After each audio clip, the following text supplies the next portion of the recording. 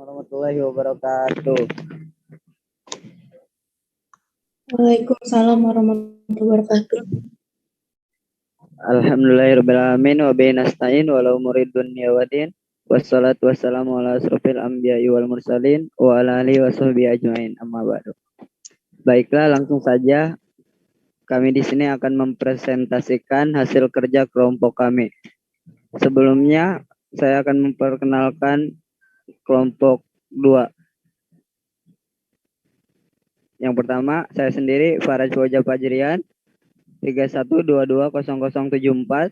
Yang kedua, Iin Inayah 31220096.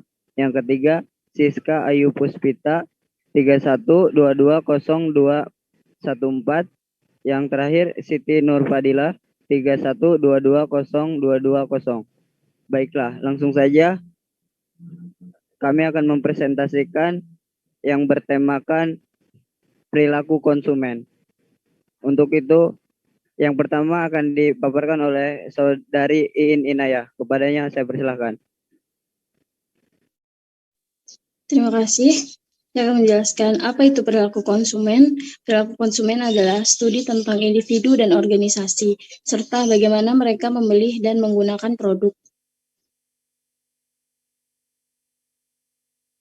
Di sini ada pengertian perilaku konsumen menurut para ahli. Yang pertama, Schiffman dan Kanduk tahun 2000 mengatakan bahwa teori ini adalah studi tentang bagaimana seorang membuat sebuah keputusan untuk membelanjakan sumber daya yang mereka punya, misalnya uang, waktu, dan tenaga mereka untuk mendapatkan produk yang akan dikonsumsi. Yang kedua ada Kotler dan Killer tahun 2008. Keduanya sepakat bahwa teori perilaku konsumen adalah sebuah studi yang mempelajari individu, kelompok maupun organisasi dalam memilih, membeli, menggunakan, dan mengevaluasi produk untuk memuaskan kebutuhan dan keinginan mereka.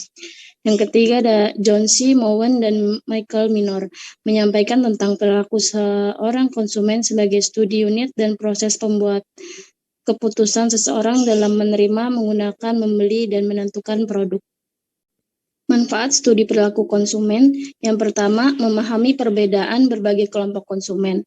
Sebuah produk bisa punya berbagai macam konsumen, dan setiap konsumen itu tentu berbeda, kebutuhan serta keinginan mereka juga tak sama. Yang kedua, merancang program marketing yang sesuai, seperti penggantian logo, pengubahan kemasan, pembuatan kampanye berhadiah, dan lain-lain. Yang tiga, memprediksi tren pasar. Dari waktu ke waktu, tren pasar terus berubah. Perubahan ini bisa terus diikuti dengan studi consumer behavior. Otomatis, kamu bisa membuat produk yang sesuai perkembangan zaman. Yang keempat, meningkatkan daya saing dengan kompetitor. Kamu juga bisa mendapat informasi soal kompetitor seperti apakah pelanggan membeli produk dari pesaing, mengapa konsumen membeli produk dari pesaing, menurut konsumen apa yang membedakan produkmu dan produk pesaing. Yang kelima, meningkatkan customer service. Tiap konsumen membutuhkan bentuk layanan yang berbeda. Nah, perbedaan itu bisa dipelajari lewat consumer behavior. Dengan begitu, kamu bisa memberikan layanan customer service yang berkualitas. Sebab semuanya sesuai dengan kebutuhan tiap pelanggan. Terima kasih.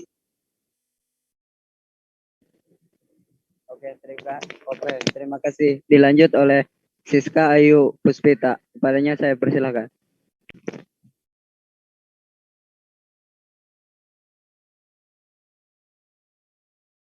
Dari perilaku konsumen. Yang ke-1, analisis combine. Yang kedua, analisis pendapat konsumen. Dan yang ketiga, segmentasi atau pengelompokan pasar.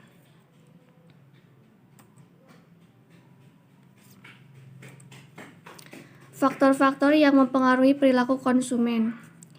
Yang ke-1 ada faktor pribadi, seperti usia, jenis kelamin, budaya, profesi, dan latar belakang. Dan yang kedua, faktor psikologis. Faktor psikologis merupakan respon dan sikap individu terhadap kampanye pemasaranmu, kebutuhan pribadi sebagai seorang konsumen. Yang ketiga, faktor sosial. Faktor ini meliputi pengaruh lingkungan, pengaruh media sosial, kelas sosial, pendapatan, tingkat pendidikan, dan lain-lain. Tipe-tipe perilaku konsumen. Yang ke-1, konsumen yang loyal atau disebut loyal customer. konsumen yang melakukan proses transaksional terhadap produk atau jasa Anda secara repetitif merupakan konsumen yang perlu Anda jaga dan pertahankan. Konsumen yang loyal biasanya sudah merasa attack dengan produk atau jasa yang Anda punya, sehingga mereka akan sulit untuk melihat perusahaan lain. Loyalitas ini dapat terbentuk karena produk atau jasa yang sesuai dengan kebutuhan mereka, pelayanan yang baik dari perusahaan Anda, dan banyak alasan lainnya yang menjadikan mereka sebagai konsumen yang loyal. Terima kasih. Oke, baiklah, terima kasih. Dilanjut oleh Siti Nur Fadilah. Kepadanya saya persilakan. Baik, terima kasih. Selanjutnya yang kedua ada konsumen yang impulsif atau impulse shoppers. Konsumen impulsif merupakan konsumen yang suka melakukan pencarian produk atau jasa tanpa tujuan yang jelas dan pada akhirnya melakukan proses transaksional. Meskipun konsumen tipe ini tidak menentu, namun Anda bisa menjadikan konsumen yang impulsif sebagai potensi calon konsumen yang loyal. Yang ketiga, konsumen yang suka tawar-menawar atau bargain hunters. Seperti namanya, konsumen tipe ini hanya akan melakukan proses transaksional berdasarkan penawaran terendah yang diberikan oleh perusahaan. Tipe konsumen seperti ini sangat kecil kemungkinannya untuk dapat dijadikan calon konsumen yang loyal.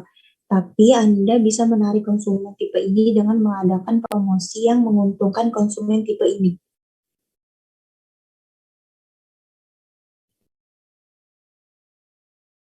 Yang keempat, konsumen yang hanya melihat-lihat atau wandering consumers. Konsumen tipe ini hampir mirip dengan tipe konsumen yang impulsif, tapi kemungkinan terjadinya proses transaksional sangatlah rendah karena konsumen tipe ini hanya suka untuk melihat-lihat produk atau jasa yang Anda tawarkan. Anda bisa menarik perhatian konsumen tipe ini dengan melakukan interaksi untuk memperkenalkan produk atau jasa Anda. Mereka akan mendengarkan dengan penuh saksama terhadap penjelasan dan penawaran Anda. Bukan tidak mungkin setelah terjadinya interaksi dengan wandering consumers, mereka akan memutuskan untuk membeli produk atau jasa Anda. Oke, baiklah, terima kasih. Oke, cukup sekian dari kelompok kami. Kurang lebihnya mohon maaf.